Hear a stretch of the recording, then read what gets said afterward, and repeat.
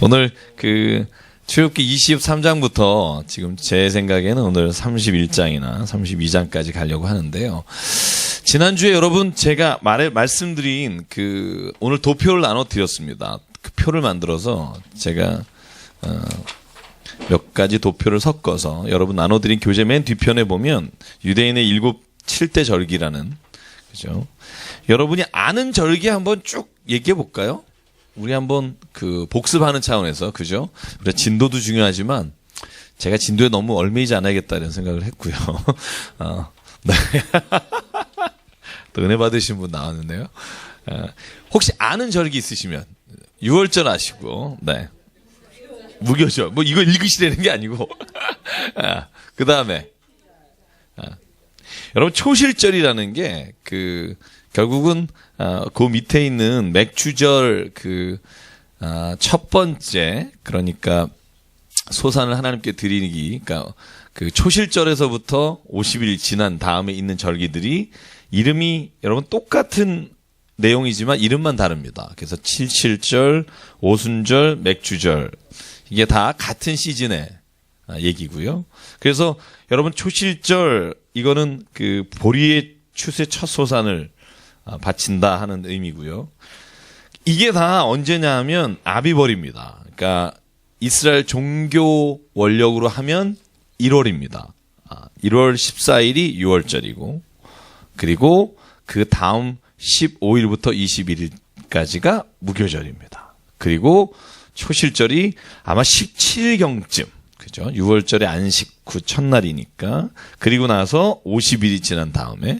그래서 요 시즌 외우시거나 아시면 성경 읽을 때 도움이 되시고요. 그 다음 시즌이 여러분 타쉴이라고 해서 티쉴이라는 시즌인데 지난번 말씀했죠. 7월경입니다. 그러니까 이건 종교 원력으로 하면 7월입니다. 그러면 태양력으로 하면 몇 월쯤 된다 그랬죠? 9월이나 10월. 그죠? 그렇게 생각하시면 됩니다. 아비벌은 3월이나 4월. 그러니까 우리가 쓰는 태양력하고는 참 다르다. 이렇게 생각하시면 되고, 이 티쉴이라고 하는 첫날에 신년, 나팔절이라고 합니다. 그래서 여러분 왜 나팔을 불면 신년이 찾아왔다고, 그죠? 선포하는. 그리고 나서 제가 왜 속죄일이라고 하는 날짜가 10일인데요. 티슐이 10일. 그게 오늘 저희가 출애굽기에 여러분 성막을 짓고 제사를 드릴 때 이 속죄일에는 제사장이 어딜 들어갈 수 있다고 나오죠? 지성소에 1년에 한 번 들어가는 게 이 속죄일입니다. 모든 이스라엘 백성이 속죄하는 날. 1년에 딱 한 번 지성소에 들어갑니다. 대제사장이. 그 외에는 못 들어갑니다. 그래서 이 속죄일은 아마 우리로 하면은 하나님 앞에 우리의 모든 죄를 고백하는 그런 절기라고 보시면 되고요. 초막절, 수장절, 장막절이 시즌으로 하면 가을의 결실을 맺는, 그래서 가을에 주신 모든 추수를 감사하는 절기이기도 하면서 동시에 일주일 동안 광야에 있었던 일을 기억하며 장막 생활을 하는 게 이 장막절입니다. 그래서 이스라엘에 가면 제가 말씀드렸죠. 아파트가 계단식으로 돼 있다고 그랬죠. 왜냐하면 자기 베란다 앞에 일주일 동안은 방에 들어가서 안 자고 베란다에다가 텐트를 치고 거기서 텐트 생활합니다. 일주일 동안. 장막절 기간에. 우리나라는 요즘 국기도 안 걸죠. 저희도 잊어버리고 하지만 이 이스라엘 사람들 중에 특히 종교인들은요, 아주 철저하게 지키는 절기입니다. 지금 몇 년 지났어요? 지금 출애굽기가 제가 13세기설과 15세기설이 있다고 했는데 3,500년 전입니다. 3,500년 동안을 지키고 있는 절기예요. 우리나라 3.1절 100년도 안 됐죠, 아직. 그죠? 잊어버리잖아요. 거의 잊어버리는데, 여기 이 나라는 3,500년을 정말 초지일관 그 절기를 지키고, 그걸 따르는 걸 보면 대단한 민족입니다. 정말 그렇게 하기가 쉽지가 않은데. 그래서 여러분, 요 도표를 성경 보실 때 참고하시면 좋겠고요. 그 다음에 오늘 제가 23장, 출애굽기 23장부터 후반절부터 같이 좀 내용을 읽고요. 오늘 그 다음에 주로 그림을 가지고 하겠습니다. 여러분 오늘 그냥 주로 보시면 될 것 같아요. 네, 읽어봤자 오늘 읽으신 분 무슨 내용인지 잘 모르시겠죠. 그죠? 뭐 기둥을 세우는데 한 규빗 반, 두 규빗 반, 뭐 이런 말들이 계속 나오는데 백문이 불여일견이다. 보면서 설명하면 금방 알 수 있을 거라고 생각하고요. 자, 출애굽기 23장 20절부터 하나님께서 약속하시는 겁니다. 내가 내 사자를 내 앞에 보내어 길에서 너를 보호하여 너를 내가 예비한 곳에 이르게 하리니 삼가 너는 그의 목소리를 청종하고 노엽게 하지 말고 그가 너의 허물을 용서하지 아니할 것은 내 이름이 그에게 있습니다. 이 말씀은 뭐냐 하면 하나님께서 모세에게 그리고 이스라엘 백성에게 내가 너희에게 준 절기를 지키지 않으면 이렇게 될 것이다 말씀하시는 겁니다. 그래서 여러분 지난주에 우리가 그 십계명에 관한 말씀을 나눴죠. 기억하시죠? 그 외에 율법에 관한 내용들을 쭉 설명드렸습니다. 자, 오늘 그러면 제가 24장으로 넘어갈게요. 네. 오늘 아주 좀 설렁설렁 가죠. 네. 분위기 좋은데. 네. 자, 시내산에 드디어 이제 모세가 올라갑니다. 시내산에 올라가서 여러분 며칠을 모세가 말씀을 받는지 아십니까? 40주 40야. 40일을 올라갑니다. 올라갈 때 모세가 시내산 정상에 하나님께는 혼자 올라가고요. 한 사람을 데리고 가는 사람이 있습니다. 누구죠? 여호수아가 같이 갑니다. 여호수아가 같이 올라가고 나머지는 모든 사람들은 다 시내산 밑에 거합니다. 자, 24장 4절을 같이 읽겠습니다. 4절부터 7절까지 시작. 모세가 여호와의 모든 말씀을 기록하고 이른 아침에 일어나 산 아래에 제단을 쌓고 이스라엘 12지파대로 12기둥을 세우고 이스라엘 자손의 청년들을 보내어 여호와께 소로 번제와 화목제를 드리게 하고 모세가 피를 가지고 반은 여러 양푼에 담고 반은 제단에 뿌리고 언약서를 가져다가 백성에게 낭독하여 듣게 하니 그들이 이르되 여호와의 모든 말씀을 우리가 준행하리이다. 아멘. 자, 보십시오. 제가 지난주에도 말씀드렸지만 율법은 하나님이 강제로 주신 게 아니고 이스라엘 백성이 우리가 그 말씀을 준행하고 당신의 거룩한 백성이 되겠습니다. 라고 하나님 앞에 서약하면서 계약이 맺어졌다고 말씀을 드렸죠. 오늘 피를 가져다가 여기에 보면 반은 제단에 뿌리고, 그러니까 하나님의 제단에 뿌리고, 반은 8절에 보면 어디에 뿌리죠? 백성에게 뿌립니다. 그러니까 하나님과 백성 사이에 피로 맺은 계약이 이제 성립이 되는데, 그 성립되는 것의 중심이 뭐냐면 하나님의 율법이 있고 또 하나는 성막입니다. 여러분의 성막이 굉장히 중요한 이유는, 자, 여기를 좀 보실까요? 성막이 나중에 뭐로 발전이 되죠? 성막이 다윗의 시대에 오면 성전이 돼요. 그러니까 이스라엘이 가나안 땅에 정착하면서 첫 번째 왕이 사울이잖아요. 그 다음이 다윗이고, 그러니까 다윗이 하나님 앞에 자기의 성을 쌓은 다음에 너무 미안하잖아요. 여러분 그런 생각 드시지 않아요? 가끔? 자기를 위해서 다 마련했는데 그 다음에 하나님 거를 내가 까먹었네.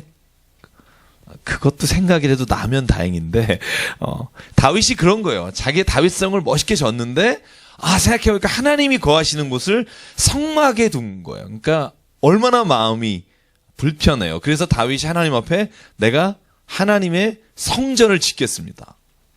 근데 하나님이 허락하지 않으십니다. 여러분 다윗은요 전쟁을 참 많이 했습니다. 희한하게 사울이 이스라엘의 반 정도만 다스리는 왕이었고요. 나중에 이 헤브론과 이스라엘 전체를 다스리는 왕이 다윗이고요. 다윗이 그래서 무진장 많은 전쟁을 치릅니다. 전쟁을 치르면서 영토를 확장하고요. 그래서 하나님이 다윗아 너는 너무 피를 많이 흘렸기 때문에 내 성전을 짓기 어렵다. 그래서 다윗이 돈은 다 마련하고 누가 져요? 솔로몬이 져요. 그래서 성막이 뭐로 발전하냐면 성전이 돼요. 자, 성전이 근데 언제까지 쭉 이 솔로몬의 성전이 가죠? 솔로몬의 성전이 우리가 960년경에 지어졌다라고 말을 해요. 그죠? 그런데 그 성전이 BC 몇 년도에 완전히 무너지냐면 하늘만 보시지 말고 기원전 586년입니다.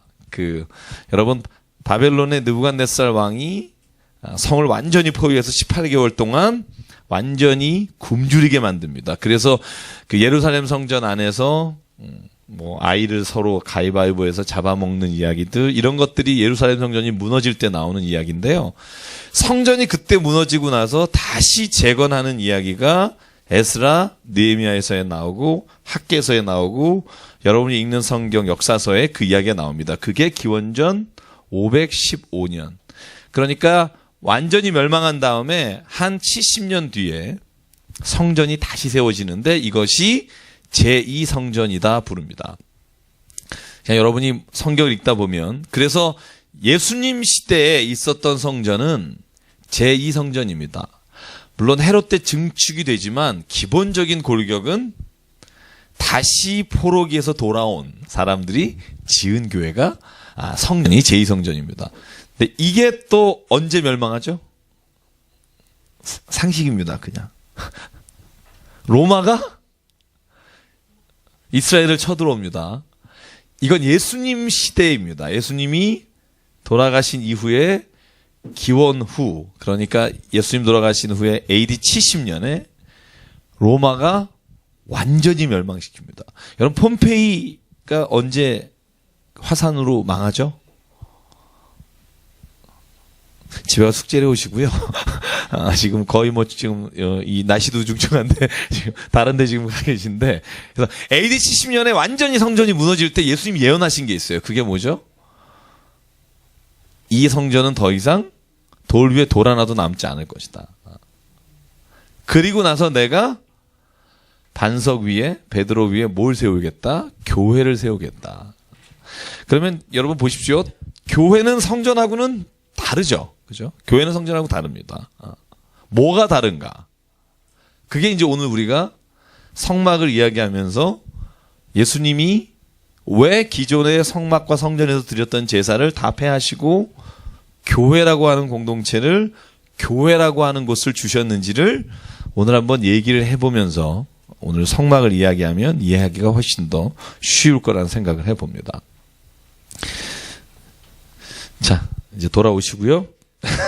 자, 25장부터 하겠습니다. 자, 이제 그림을 보여주실래요? 자,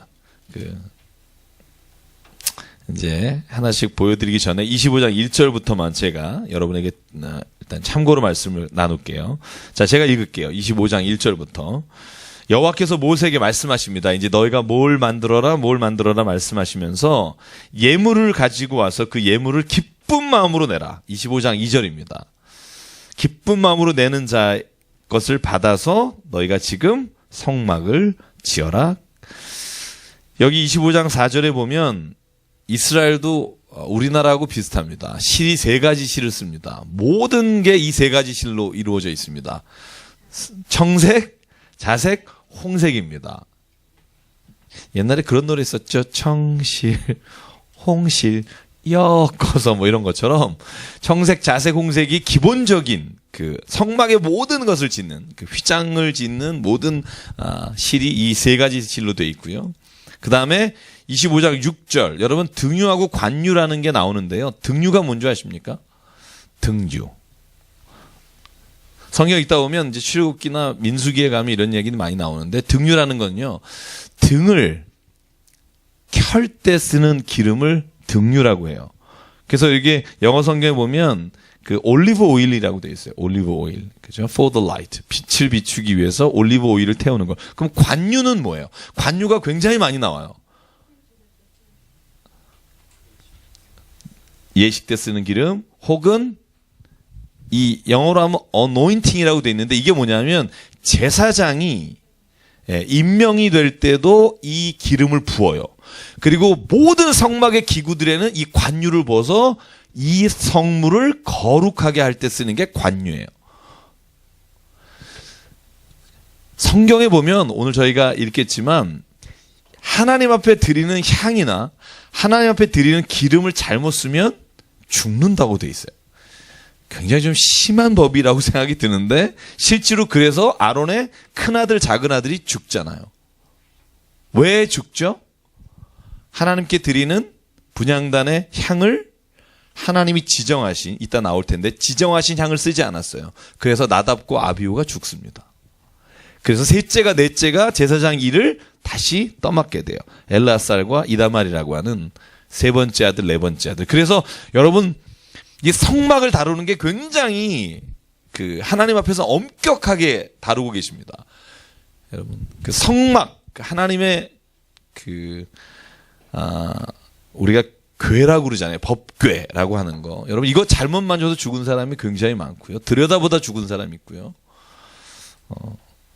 왜 그런 법칙이 있었는가도 한번 저와 여러분 생각해 봤으면 참 좋겠습니다. 자, 그들 중에 8절 9절 같이 읽을게요. 시작. 내가 그들 중에 거할 성소를 그들이 나를 위하여 짓되 물은 내가 내게 보이는 모양대로 장막을 짓고 기굴들도 그 모양을 따라 지을지니라. 그렇죠?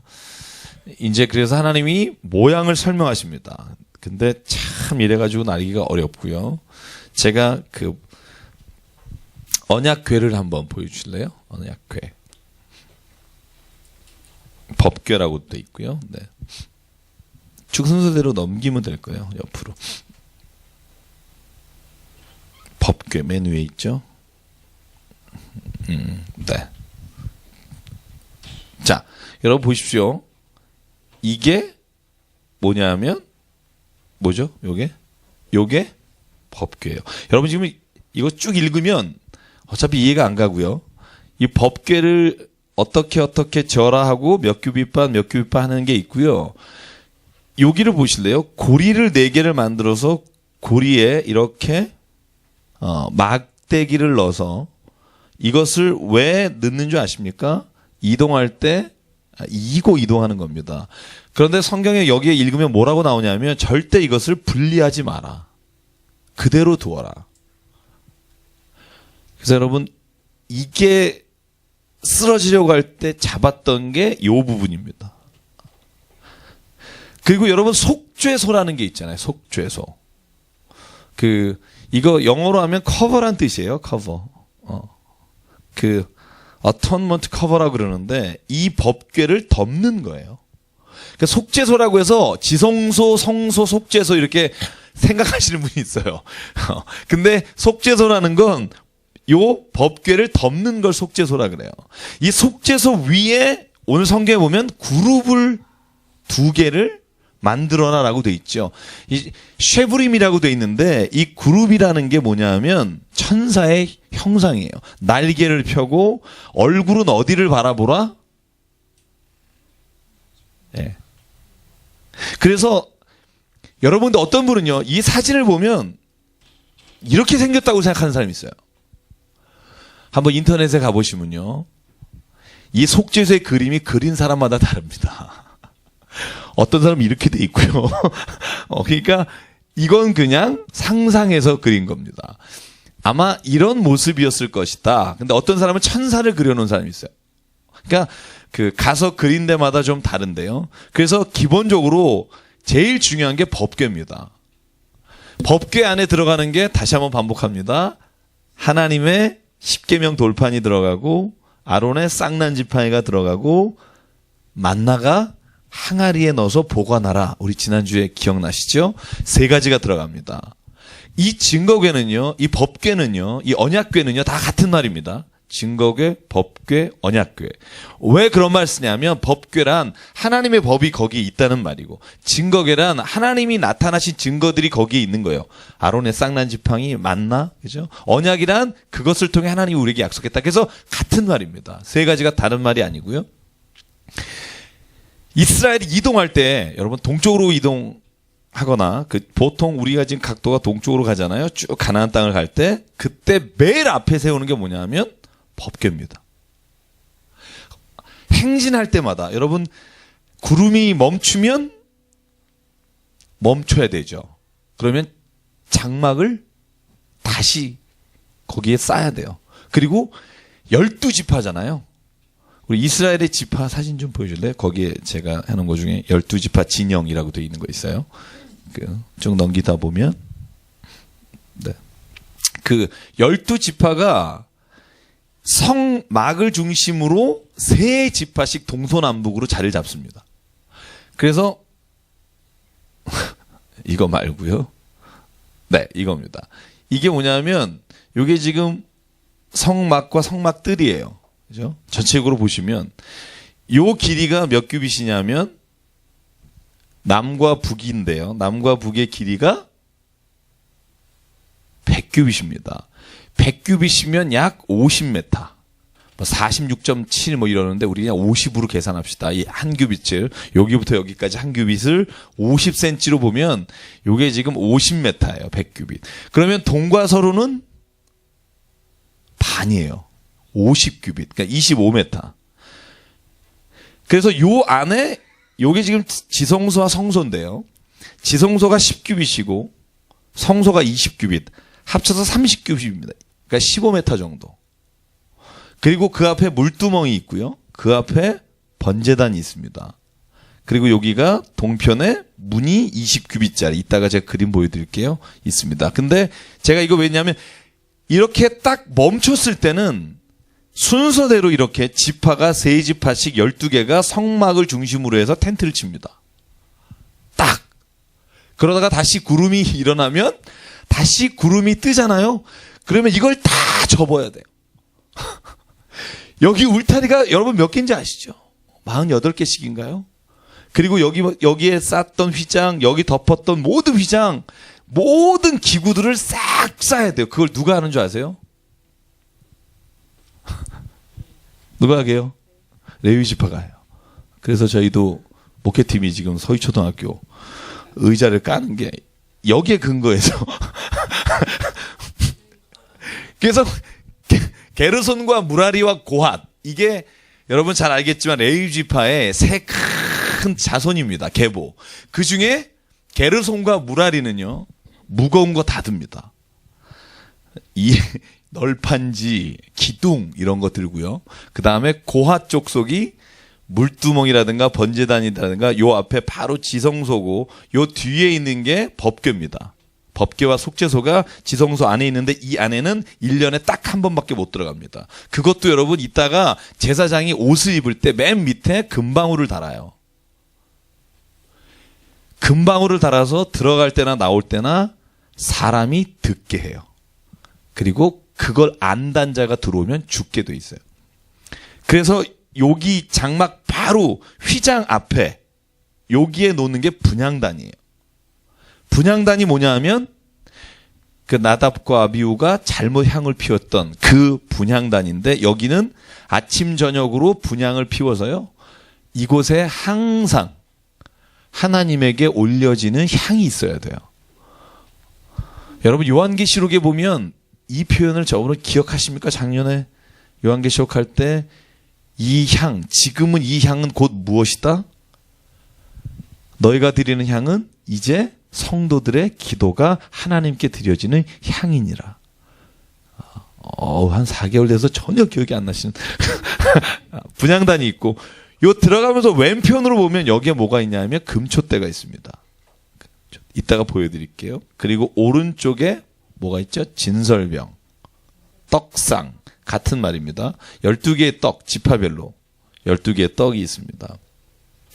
그래서 요게 지금 성소와 지성소인데 예수께서 십자가에 달리셔서 죽으실 때 휘장이 찢어졌다 할 때 휘장이 참 많습니다만 성소와 지성소를 가로막았던 휘장이 찢어집니다.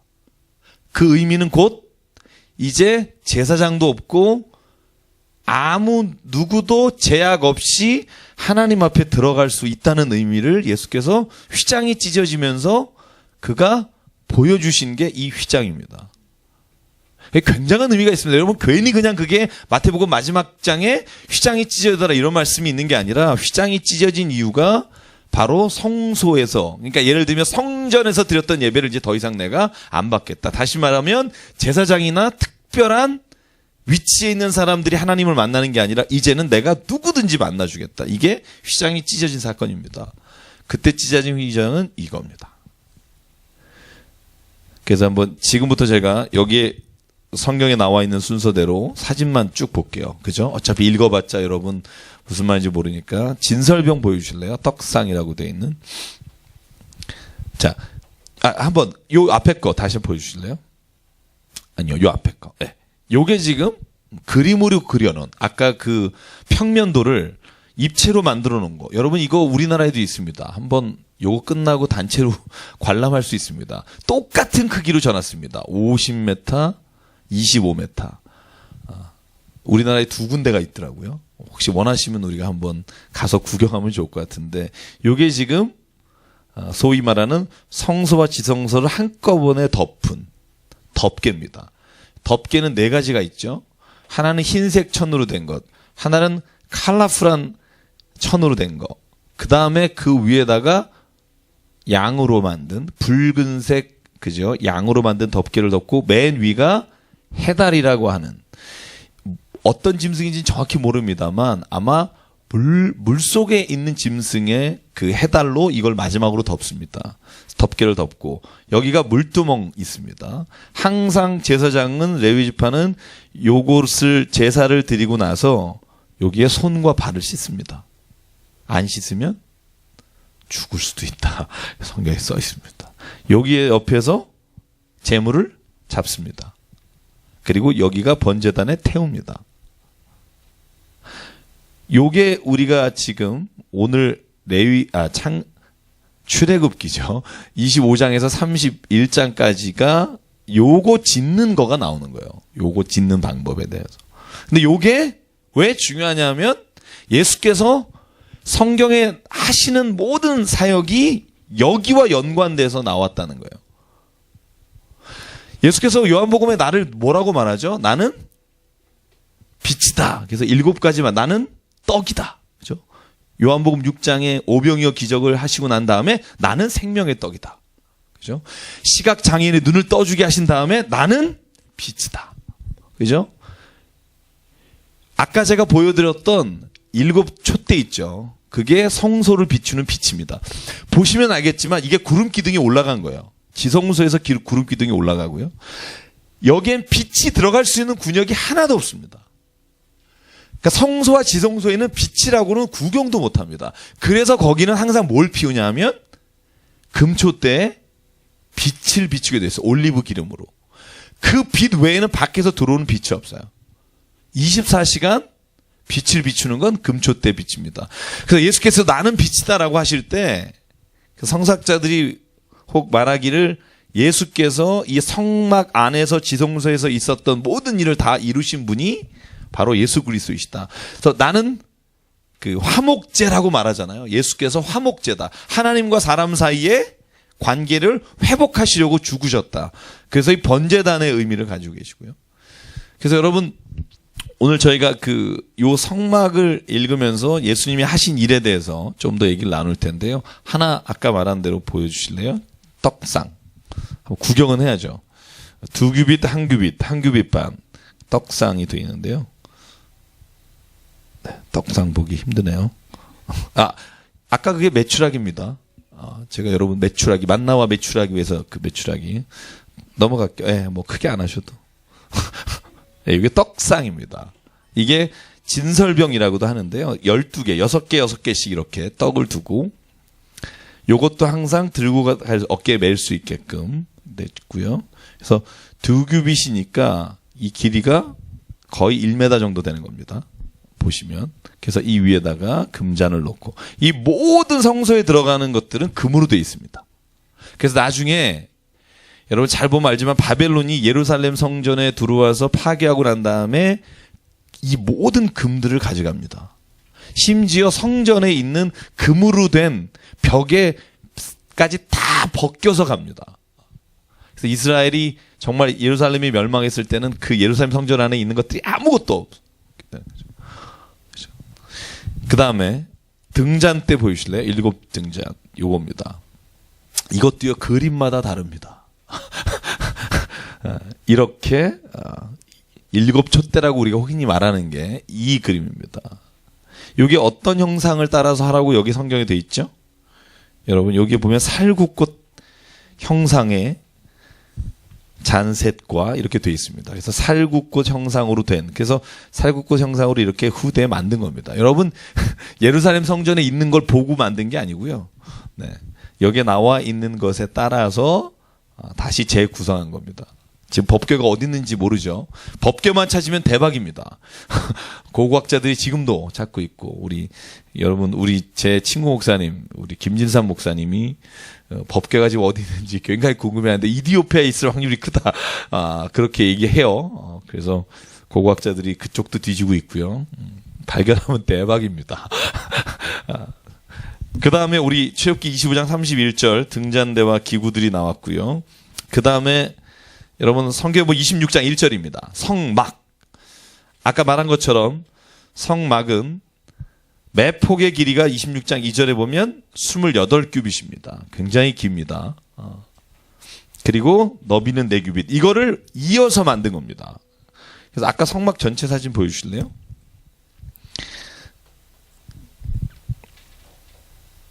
네, 요건데요. 네.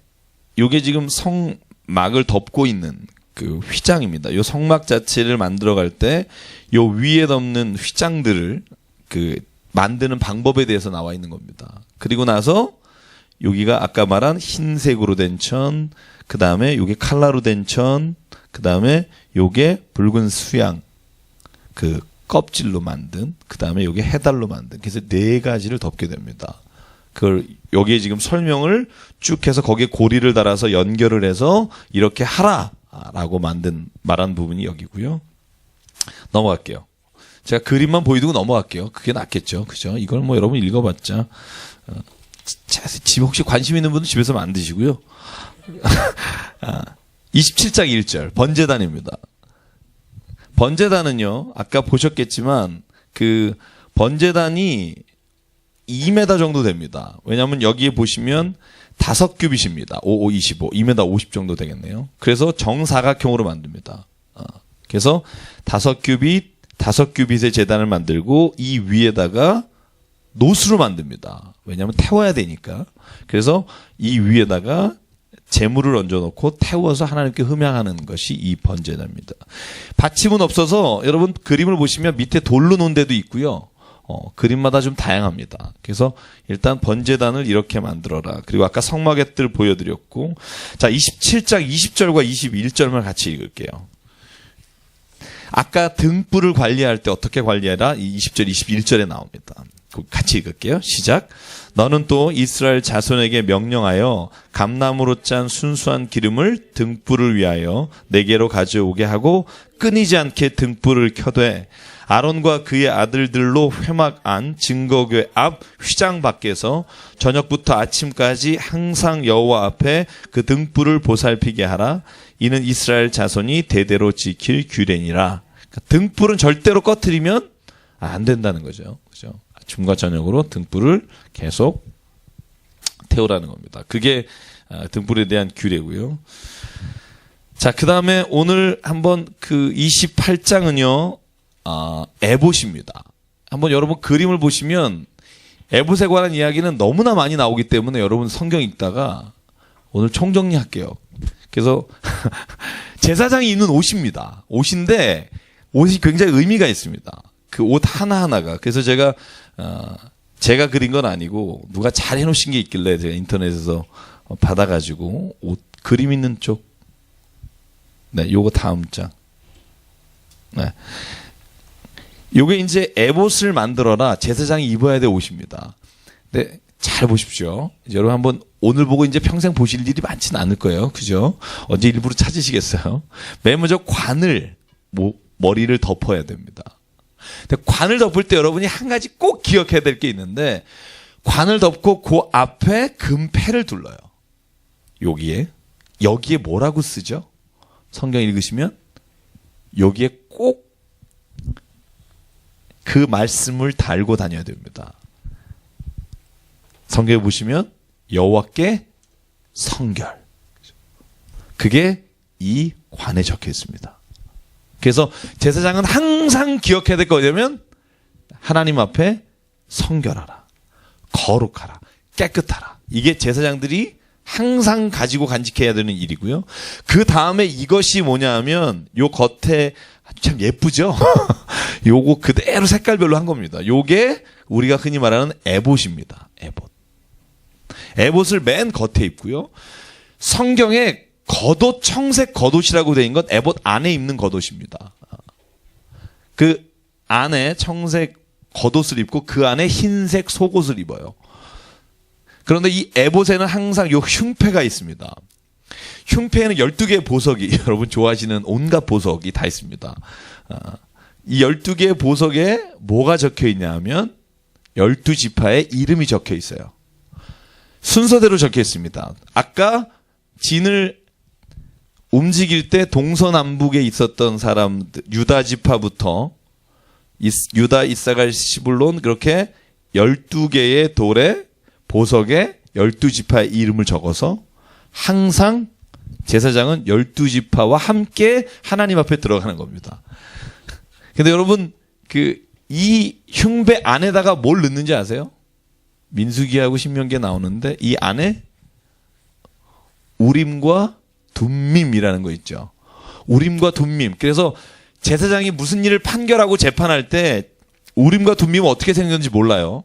주사위처럼 생겼다, 뭐 흑백 2개다, 뭐 의견이 분분합니다만 아직 아무도 모르는데 그래서 우림과 둠밈을 둬서 판결할 때 꺼내서 하나님이 그걸 보면 너희가 어떻게 해야 된다라고 판결을 내릴 수 있는 우림과 둠밈이 흉패 안에 들어가 있습니다.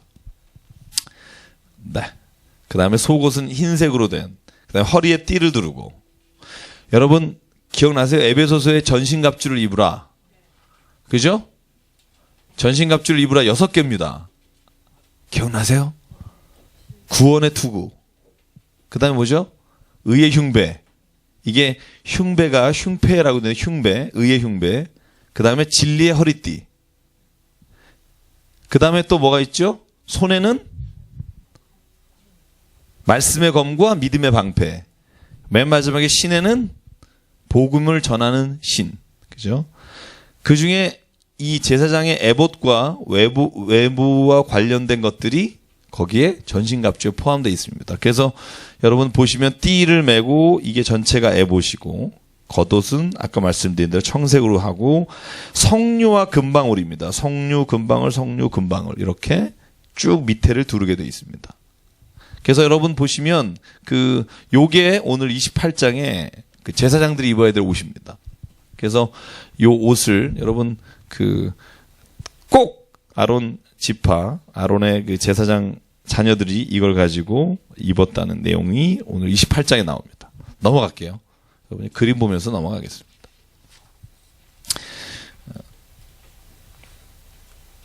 자, 28장 42절. 제가 지난주에 여러분에게 말씀드린 거 여기 한번 읽고만 갈게요. 지난주에 읽었던 기억나시죠? 네. 제사장인 속바지를 입어라.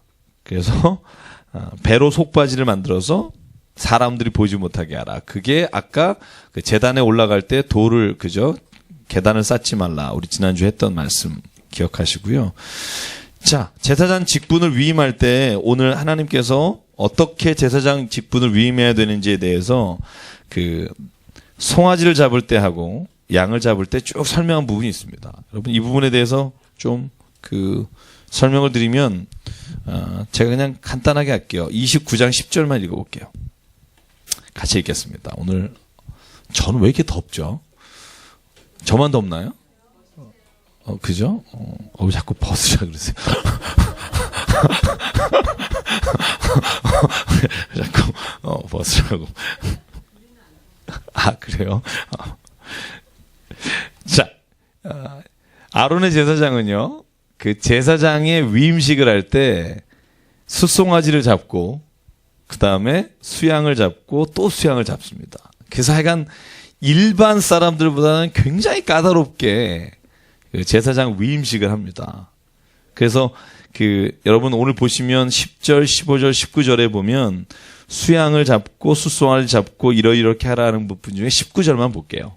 19절부터 21절까지 같이 읽겠습니다. 29장 19절에서 21절. 자, 시작. 너는 다른 수양을 택하고 아론과 그 아들들은 그 수양의 머리 위에 안수할지며 너는 그 수양을 잡고 그것의 피를 가져다가 아론의 오른쪽 귓뿌리와 그의 아들들의 오른쪽 귓뿌리에 바르고 그 오른손 엄지와 오른손 바르고 그 피를 제단 주위에 뿌리고 제단 위의 피와 관유를 가져다가 아론과 그의 옷과 그의 아들들과 그의 아들들의 옷에 뿌리라. 그의 옷과 그의 아들들과 그의 아들들의 옷이 거룩하리라. 여기에 나오는 게 뭐죠? 관유. 그죠? 관유가 아까 말씀드린 대로 거룩하게 하는, 깨끗게 하는 기름. 그것이 관유입니다. 참 재밌어요. 왜 그런지 모르겠지만 귓뿌리에 바르고 오른손 엄지와 오른발 엄지에 이 관유를 발라서 너희를 깨끗하게 하라. 자, 여기를 지금 보면 여기서 이제 우리가 예배에 대해서 한번 생각을 해보면 그래요. 이 성막에 들어가는 대제사장이, 여러분 잘 보십시오. 이 신약이 대제사장의 중간 어떤 하나님과 사람 사이에 이어주는 중간 사람이 없어진 거잖아요. 그러면 굉장히 해방감이 있죠. 예전에는 대제사장이 우리를 대신해서 하나님께 들어가서 속죄를 했는데 이제는 그게 없어지고 우리가 직접 나가잖아요. 누구든지 하나님 앞에 내가 회개하잖아요. 뭐 가끔 목사님 시켜서 하시는 분 있으세요? 뭐 없잖아요. 근데 그게 오히려 좋은 것이기도 하지만 굉장히 부담되는 일이라는 것을 알아야 한다는 거죠. 왜냐하면 내가 대제사장과 같은 사람이 되어 하나님 앞에 나가야 된다는 겁니다. 그러면 어떻게 나가야 되느냐? 대제사장이 나갈 때 그 모습과 그가 한 일을 똑같이 우리도 하나님 앞에 나가야 된다는 거예요. 어떻게 나가요? 늘 목욕합니다. 하나님 앞에 나갈 때는 정결하게 씻고, 그 다음에 옷을 아까 말한 대로 다 챙겨 입고, 그리고 기름으로 자기를 정결하게 하고, 그리고 주 앞에 나갑니다. 참. 제가 지난 어제 성경 공부 혹시 강북에 못 가셨나요? 가셨잖아요. 그래. 강북에 제가 말라기에 보면 하나님 앞에 나가서 예배 드리는 그런 모습에 대해서 하나님께서 말라기를 통해서 말씀하시는 부분이 있는데요. 예배를 잘 드린다. 예배를 경홀하게 드린다. 이게 구약의 이스라엘 사람들에게는 세상에 제일 중요한 일이 예배 드리는 일입니다. 오늘 아마 이것 때문에 안 오신지 모르겠는데 예배를 어떻게 드리느냐가 대제사장이 하나님께 나가서 하나님을 만나는 것과 우리가 지금 예배 드리는 것과 동일한 선상에 있다는 거예요. 그럼 이제 자기 예배를 돌아보게 돼야죠. 그죠? 내가 예배 드리러 나갈 때 진짜 깨끗하게 준비하고 가는가.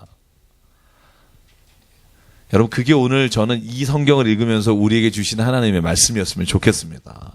내가 진짜 오늘 예배에 나갈 때 대제사장과 같은 마음으로 하나님을 만나러 가는가. 성막은 하나님이 거하는 장소입니다. 그런데 성막을 동시에 회막이라고도 부르잖아요. 그죠? 하나님을 거하시는 곳이며 동시에 하나님을 만나는 곳입니다.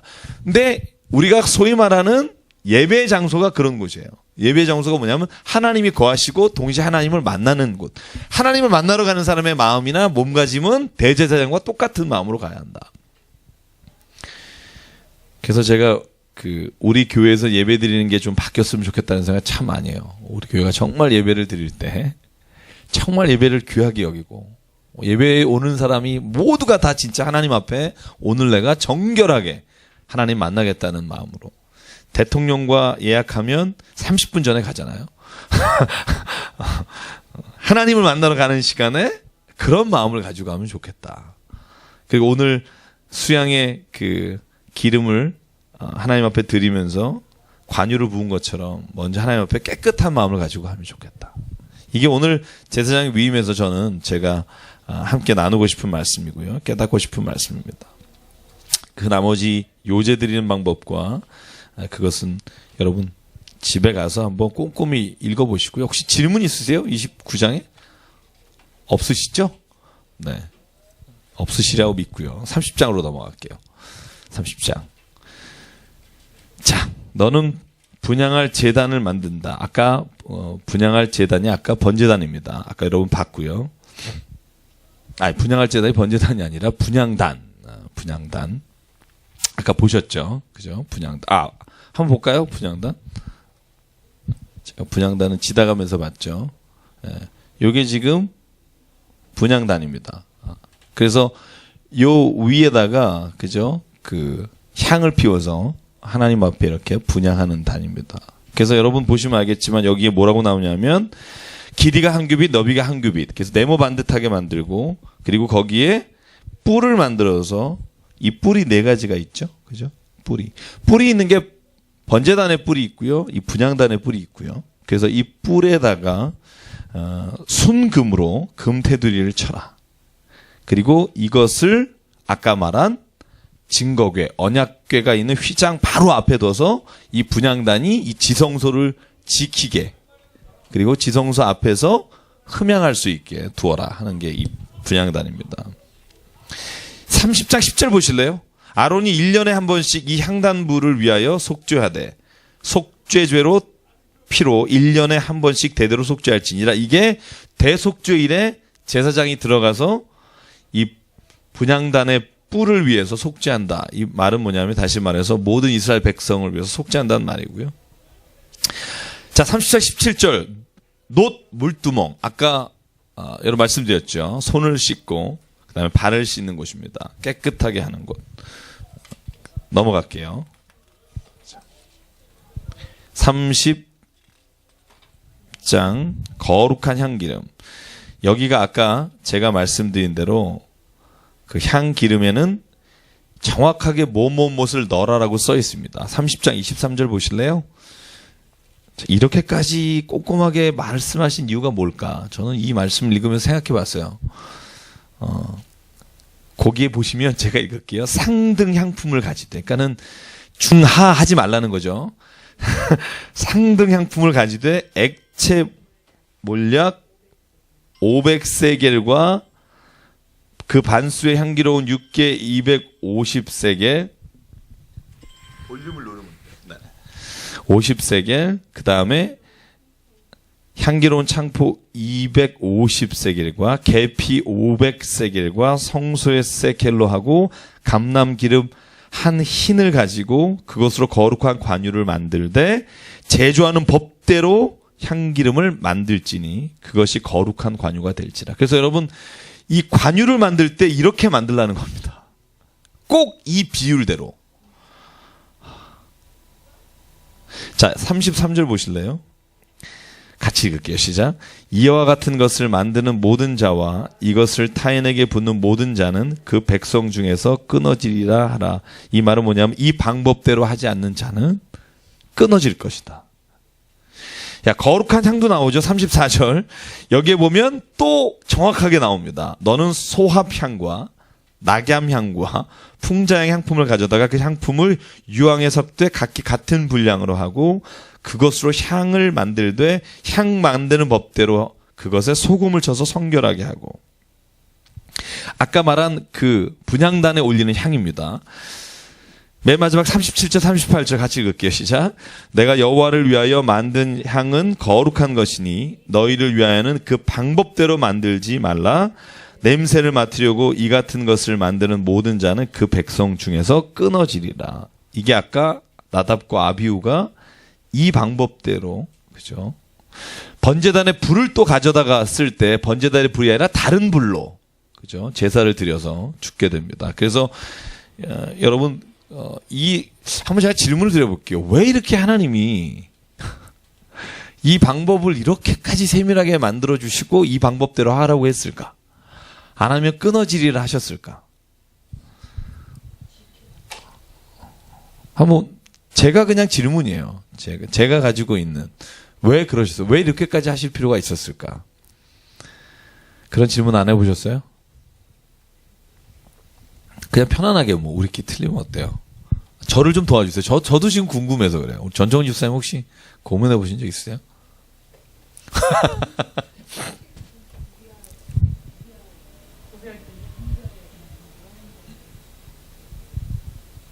구별하는 거.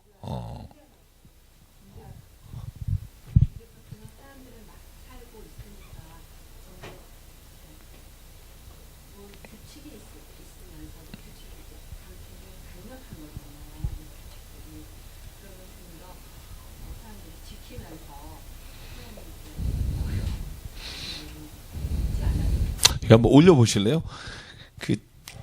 저도 지금 오늘 말씀을 계속 하면서 왜 그렇게까지 하셨을까? 그런 생각을,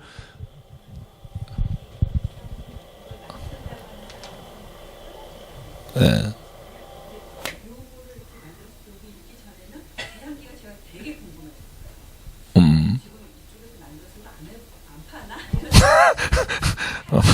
네. 뒤를 보니까 끊어진다고 맞으면 안 되는 거잖아요. 이거 하나님 거니까. 그래서 인간이 내가 여기서 여기를 보면 요 페이지 넘어가면서 내가 이거 되게 궁금해했는데 그 향기나 이런 그 조합도를 대해서 이렇게 해서 만약에 있었으면 큰일 나는 거구나. 바로 제가 여기서 요장 넘어가면서 하나님 말씀. 하여간 뭐 다양하게 깨닫게 되네요. 왜 제가 그런 질문을 갖게 되냐면, 성경에 보면, 왜 지금 믿음 생활할 때 구약 성경을 읽고 많은 사람들이 이런 말 해요. 하나님 뭐 그런 거 갖고 사람을 죽이냐. 나답과 아비후도 그렇지만 우사를 비롯해서, 그죠? 아니 뭐 법궤 넘어지는 걸 잡으려고 그랬는데, 그 다음에 이게 뚜껑이 덮여 있어서 뭐가 있나 봤는데 죽고. 그러니까 사람들이 그런 말 하잖아요. 왜 이렇게까지 심하게 하실까? 그죠? 근데 지금 박태님 선생님 말씀하신 것처럼 하나님이 그 백성을 딱 이스라엘 백성을 지목하고 나신 다음에 하신 말씀이 뭔지 아세요? 너희는 나의 무슨 백성이 되라? 거룩한 백성이 되라.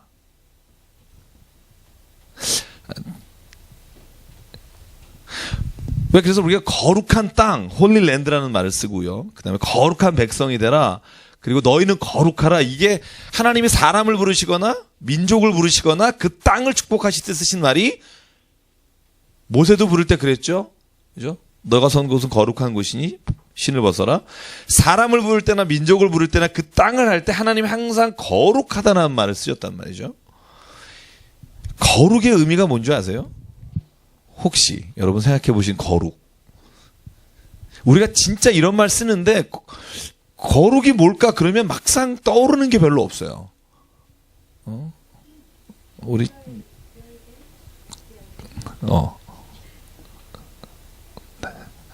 아주 하나로 밀고 가시는 우리 구별로 그냥 오늘 밀고 가시고 집사님. 거룩하면 떠오르는 게 뭐세요? 성경에 이런 단어가 진짜 많은데 예수님도 하셨어요. 너희가 거룩하라. 근데 도대체 이 거룩하라라는 말이 어떻게 되라는 말이라고 생각해 본 적 있으세요? 그리고 당신은 거룩한 백성입니다. 그리고 아멘 하는데 도대체 그게 어떻게 하라는 건지 구체적으로 내가 그 말의 의미를 되새겨 보신 분. 박현숙 집사님 혹시 거룩한? 다시요. 크게 보이는 사람. 그게 거룩한. 그러니까 좀 이렇게 좀 위대한. 그렇죠. 좀 깨끗한 사람, 위대한 사람.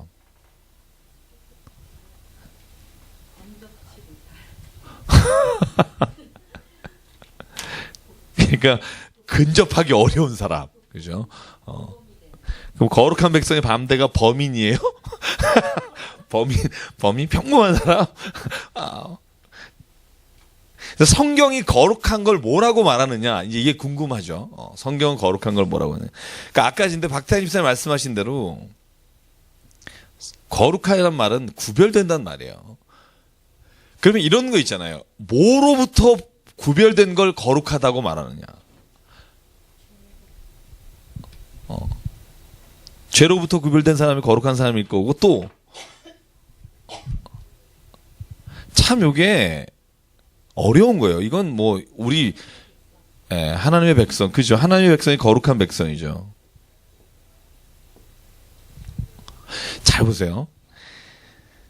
세상에 거룩한 자는 한 분이세요. 누구죠? 하나님이시다고 그랬죠. 하나님 한 분이에요. 그러면 너희가 거룩한 백성이 되라 그럴 때 너희가 거룩하게 되라는 게 아니겠죠. 볼륨 누르시면 돼요.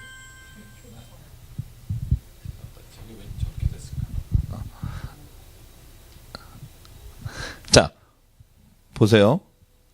하나님만이 세상에 거룩하시고 나머지 모든 사람은 거룩하지가 않잖아요. 근데 하나님은 너희가 거룩하게 되라, 거룩한 백성이 되라 이렇게 말하는 것 자체가 뭐가 있어요? 약간의 모순이 있잖아요. 그죠? 세상에 거룩하신 분은 한 분이시니 오직 하나님만이 거룩하신데 너희는 거룩한 백성이 되라. 그 말 자체가 우리가 곰곰이 생각해 보면 어떻게 하라는 거지? 하나님의 백성. 그죠? 그러니까 이런 말이라는 거죠. 거룩한 백성이 너희가 거룩하게 되라는 의미가 초점이 있는 게 아니라 거룩하신 하나님의 백성이 되라는데 초점이 있겠죠. 저는 그렇게 생각을 해요. 하나님만이 거룩하시니까 거룩한 백성이 되는 방법은 하나님의 백성이 되는 방법인데 하나님의 백성이 된다 할 때 하나님이 정하신 기준이 있는 거예요. 그죠? 정하신 기준이 너희가 하나님 앞에 나올 때 이렇게 나와라. 그러면 너희가 나의 백성인 줄 알리라. 그죠? 그러니까 이 법이 굉장히 중요한 거죠. 지금은 이 법대로 우리가 안 하지만. 그죠? 근데 이걸 지금 우리가 사는 세상에도 적용을 해보면 심각하다는 거죠. 우리가 하나님의 백성이고 하나님의 거룩한 백성이 될 때 구약처럼 이렇게 율법을 따라서 살아가면 네가 하나님이 정하신 법에 따라 살아가면 너희가 거룩한 백성이다. 일컬음을 받을 것이다. 근데 오늘날 만약에 그러면 우리가 거룩한 백성이다라고 말하는 기준이 뭘까? 그죠? 이건 구약에서 하나님의 거룩하신 백성의 기준이라면, 그러니까 하나님의 율법으로 말씀하신 대로 살아가면 하나님이 그걸 거룩하다 일컬어 주신다 그러잖아요. 근데 지금은 신약에 왔을 때 우리가 지금 하나님 믿고 있는데 우리가 어떻게 하면 거룩한 하나님의 백성이 될까?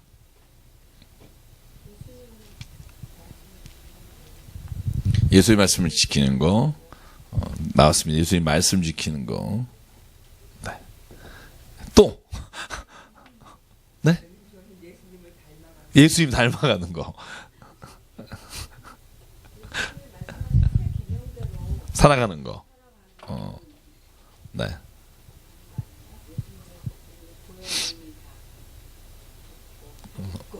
이 덧입고. 집사님은 믿음으로. 자, 뭐 혹시 순종. 좋은 말 다 나오네요, 오늘. 이게 이제 마지막 우리가 주제가 될 것 같아요, 오늘. 네. 뭐가 될까요? 편하신 대로. 다 나왔어요, 좋은 얘기? 더 이상 좋은 얘기 할 게 없어요? 이거 진짜 저는 되게 궁금한 것 중에 하나예요. 하나님이 거룩한 백성이다라고 했을 때, 지금도 그게 유효하잖아요? 예수께서 하신 말씀이 그 말이고. 그 말씀을 우리가 믿을 때 어떻게 거룩해야 되느냐. 근데 성경에 그런 표현이 있죠. 예수님의 피로 말미암아, 그죠? 우리가 거룩하게 된다. 구원함을 입는다. 여러분, 구원함을 입는다라는 말하고 거룩하다는 말이 신약에 오면 거의 동일한 말이라는 거 아시죠? 그죠? 구원을 입은 사람이 거룩한 백성이에요. 그죠? 그럼 이제 박태환 집사님 말씀하신 것처럼 여기에는 믿음이 포함이 되겠죠. 그죠? 믿음이. 그죠? 그러니까 가장 중요한 게 뭐냐면 하나님의 것이 돼야 한다는 거죠. 하나님의 것이 돼야 하나님의 거룩한 백성이 되기도 하고 하나님의 거룩한 성물이 되기도 하고, 제가 아까 보여드린 모든 성물 있잖아요. 번제단, 심지어 물두멍. 그 물두멍이 성막 앞에 있으니까 제사장이 손 닦고 발 닦는 거지, 만약에 그걸 어떤 사람이 자기 집 앞에 가져가서 손 닦고 발 닦으면 그걸 우리가 성물이라고 불러요? 안 부르겠죠. 성물이라고 부르는 이유가 뭘까? 하나님의 성막 앞에서 하나님의 일을 위해 쓰임 받을 때 그걸 우리가 성물이라고 그러잖아요. 그죠? 똑같은 물건이라도 그게 우리 집에 와서 내가 우리 애들하고 거기서 수영하거나 몸 닦으면 성물이 아니라는 거죠. 그러니까 거룩한 기준이 그 물건에 있지 않다. 거기까지는 동의하시죠? 네. 그 물건에 있지 않으면, 그러면 거룩한 것은 무엇이냐면 하나님의 손 안에 쓰임 받고 있느냐 아니라의 기준이 거룩함의 기준이라는 사실이죠. 그죠? 그러니까 하나님의 옆에 손에 쓰임 받는다는 말이 뭐예요? 그 말이 뭘까? 그 말이 뭘까? 하나님 앞에 쓰임 받고 있다. 그게 오늘 마지막 숙제입니다. 하나님 앞에 쓰임 받고 있다. 여러분 하나님 앞에 쓰임 받고 있으십니까? 쓰임 받고 있으세요?